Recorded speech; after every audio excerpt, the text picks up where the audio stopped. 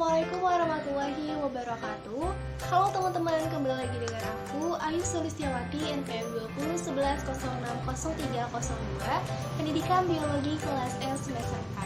Di video kali ini, sesuai judulnya, aku mau membuat larutan ekoenzim yang diajukan untuk memenuhi tugas praktikum pada mata kuliah ekologi dengan dosen pengampu Miss Ika Listiana MSI dengan asisten dosen Kariska Melinda SPD dan dengan asisten praktikum Kak Agung Laksana Putra. Nah, sebelum lanjut, teman-teman harus tahu dulu nih, apa sih itu ekoenzim dan apa aja sih alat dan bahan yang digunakan, serta manfaat dari pembuatan ekoenzim itu sendiri. Untuk itu, langsung disimak.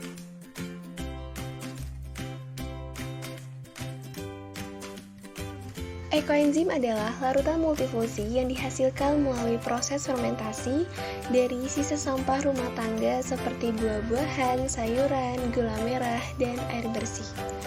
Warna ekoenzim sendiri kecoklatan muda atau tua dan berbau asam manis seperti khas bau fermentasi. Ekoenzim dikembangkan oleh Dr. Rosukon Pampanfong dari Thailand.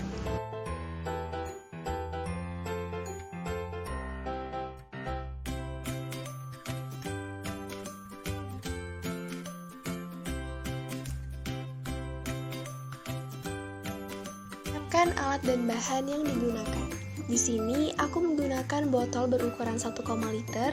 Jadi untuk membuat larutan ekoenzim kita perlu menggunakan air bersih sebanyak 60% dari ukuran botol atau sebanyak 900 gram atau setara dengan 17 cm jika diukur menggunakan penggaris.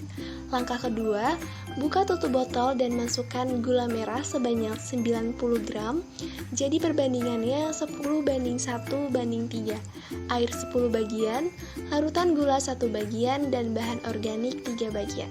Kemudian kita homogenkan. Langkah keempat, masukkan bahan organik seberat 270 gram ke dalam molase. Nah, di sini aku menggunakan kulit buah-buahan yang masih segar dan terdiri dari 5 elemen yang berbeda, seperti kulit pisang, pepaya, jeruk nipis, tomat, dan jambu. Langkah kelima, jika semua bahan organik sudah dimasukkan, kita tutup menggunakan plastik dan ikatkan menggunakan karet gelang. Kemudian, tusukkan plastik tersebut menggunakan jarum sebanyak 4 bagian agar gas-gas yang dikeluarkan oleh larutan tersebut bisa keluar dan supaya tidak meledak. Beri label keterangan tanggal pembuatan, yakni pada tanggal 27 Februari 2022. Selanjutnya, larutan ekoenzim siap difermentasi. Larutan ekoenzim ini kita tunggu sampai 3 bulan ya teman-teman untuk proses fermentasinya. Setelah 3 bulan baru bisa kita panen. Manfaat dari larutan ekoenzim. Bagi bidang pertanian, untuk menyiram tanaman dicampurkan 20 ml larutan ekoenzim ke dalam 1 liter air. Hal ini untuk memperbaiki kualitas buah pada tanaman horti. Bagi bidang peternakan, untuk menghilangkan bau amis di akuarium sekaligus menyehatkan ikan, dapat dicampurkan 1 tetes larutan ekoenzim ke dalam 50 liter air. Dan bagi rumah tangga, dapat digunakan untuk mencuci buah dari residu pestisida dan juga membersihkan lantai rumah.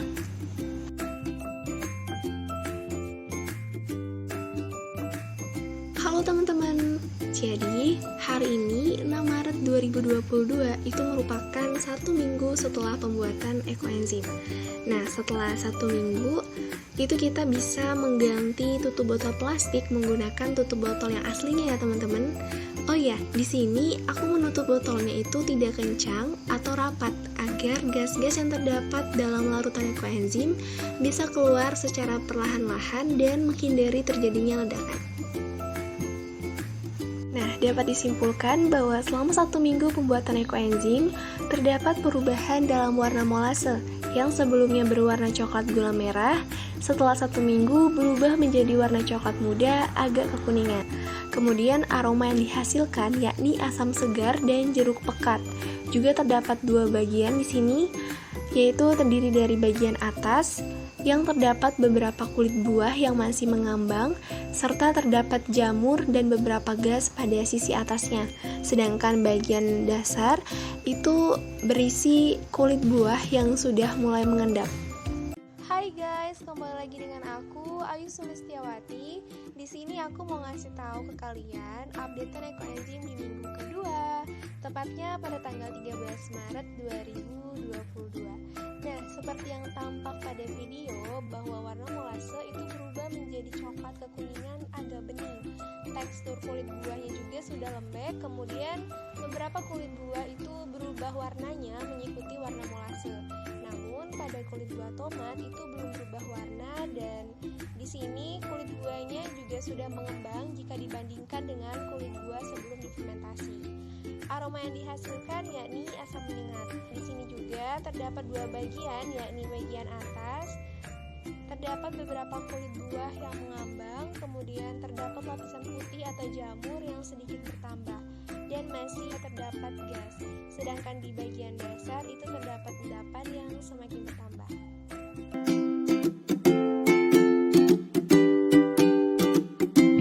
Kali ini aku mau ngasih tahu ke teman-teman semua tentang updatean ekoenzim di minggu ketiga, tepatnya pada tanggal 20 Maret 2022.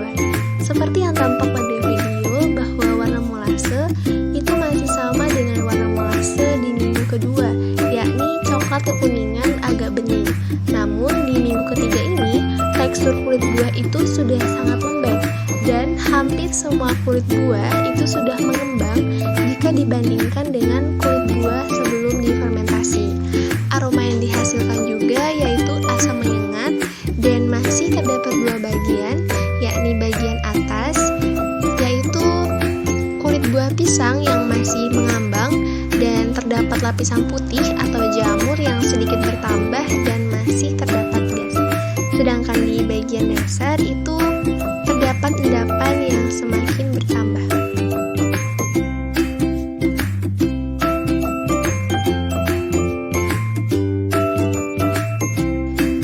Halo teman-teman, di video kali ini aku mau ngasih tahu ke teman-teman semua hasil dari ekoenzim yang sudah difermentasi dan siap untuk dipanen. Nah, langkah pertama nih yang perlu kita siapkan adalah botol plastik berukuran 1,5 liter, kemudian ada larutan ekoenzim, kemudian ada saringan dan wadah. Setelah itu, larutan ekoenzim disaring untuk memisahkan material ekoenzim cair dan material ekoenzim padat. Selanjutnya, masukkan ekoenzim cair ke dalam botol yang sudah kita siapkan. Setelah itu, tutup botol ekoenzim dan beri label tanggal pasca panen.